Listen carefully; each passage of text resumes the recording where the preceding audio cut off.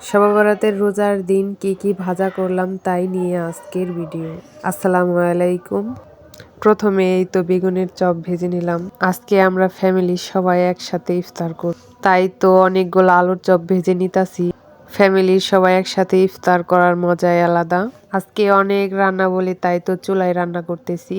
মাটির চুলার রান্না কিন্তু বেশি মজা হয়ে থাকে। আলুর চপগুলো ভাজা হয়ে গেছে, একটা একটা করে তুলে নেব।